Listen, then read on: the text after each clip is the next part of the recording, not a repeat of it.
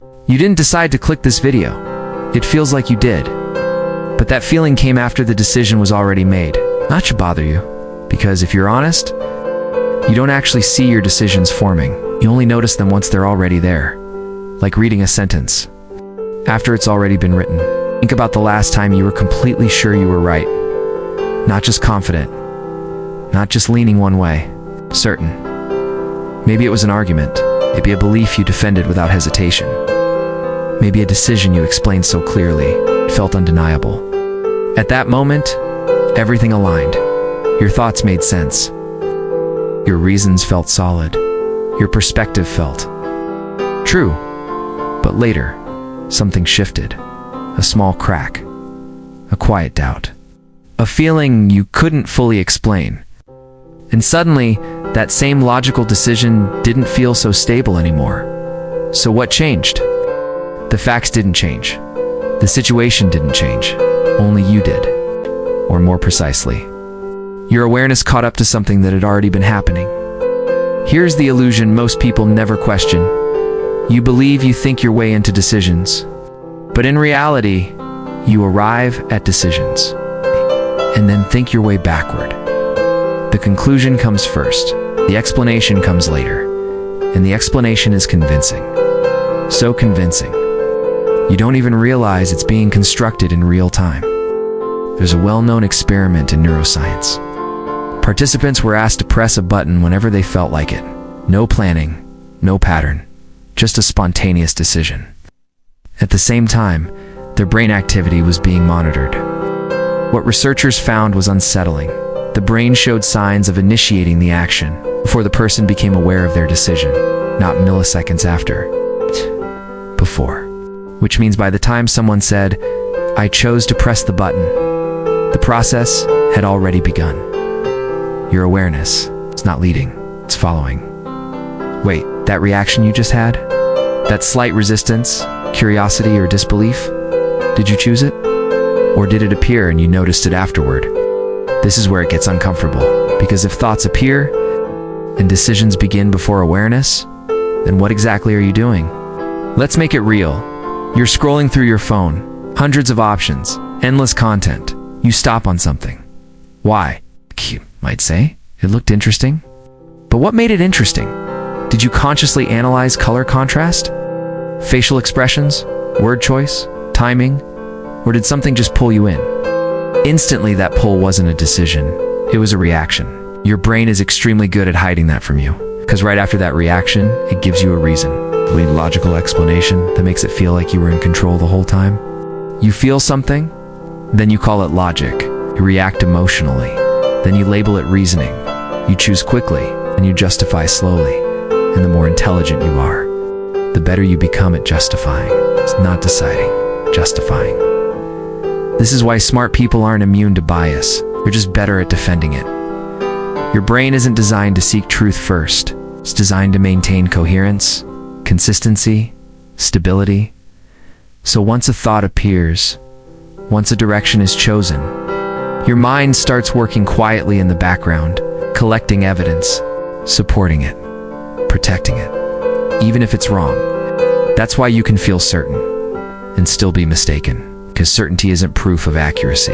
It's a signal that your internal systems are aligned. Emotion, memory, belief, bias, all agreeing at once. And when they agree, you feel right, even when you're not.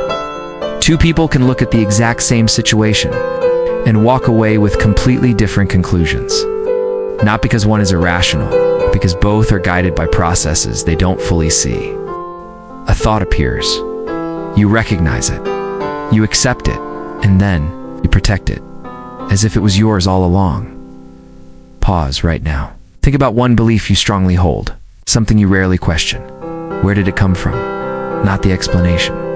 Not the story you tell yourself. The actual origin. You won't find it, because you weren't consciously present when it formed. It built itself, quietly, over time. Through exposure, repetition, emotion, and then one day, it just felt true. This is the illusion, not that you're thinking, but that you're the one initiating the thinking. And the stronger your conviction, the deeper the illusion. Because control doesn't feel like control. It feels like certainty, and certainty is easy to manufacture. Now something subtle is happening. So you're listening to this. Thoughts are forming in your mind. Reactions, agreements, disagreements, maybe even resistance. You don't know what your next thought will be till it appears. Try it. Wait for your next thought. Don't force it. Just observe there. It arrived. You didn't choose it. You became aware of it. That gap between the thought forming and you noticing it is where the illusion lives. Most people never see this. They live inside their thoughts. Every idea feels personal. Every reaction feels intentional, so they follow it. They trust it. They become it. But there's another way to experience your mind. Not as the source, but as the observer. The moment you notice a thought, without immediately believing it, something interrupts. The automatic flow breaks, and in that break, there's space. Small, quiet, unfamiliar, but real. In that space, you are no longer reacting. You are witnessing. And witnessing is the beginning of actual control. Not controlling what appears, but controlling what continues. This is where most people misunderstand. You don't control your thoughts. You don't decide what shows up, but you can decide what stays, what grows, what turns into action. And that decision, it only exists if you catch the thought before it takes over. Otherwise, you're just following a script written by patterns you didn't choose, experiences you didn't question, reactions you didn't notice. And yet, it feels like you. That's the most convincing part, because the illusion doesn't feel like control being taken away.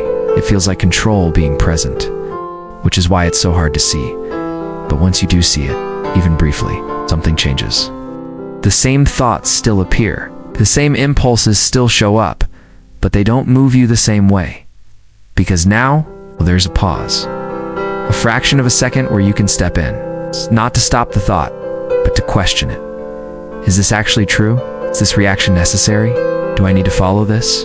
Sometimes, the answer is no. That moment, that interruption is subtle, but it's powerful. Because for the first time, you're not just experiencing your mind, you're interacting with it. You're no longer just reading the script, you're editing it. This is what most people spend their entire lives missing, not because it's hidden, but because it's quiet. It doesn't shout, it doesn't force itself into awareness. You have to notice it. And once you do, you realize something strange. Control was never where you thought it was. It wasn't in choosing every thought. It wasn't in being certain. It wasn't in always being right. It was in the ability to pause, to see, to not immediately agree, to hold the pen without writing every word automatically. Most people never question the first thought. They accept it instantly, build on it, defend it, live through it. Because of that, they remain convinced they're in control. But control without awareness is just a convincing illusion. So now the question isn't whether your brain influences you, it always has. The question is, now that you can see it, even slightly, even for a moment, what are you going to do? The next time a thought appears, will you follow it, like you always have? Or will you notice it, pause, and decide if it deserves to stay? Because right now, as this thought is forming in your mind, are you thinking, or are you just watching it happen?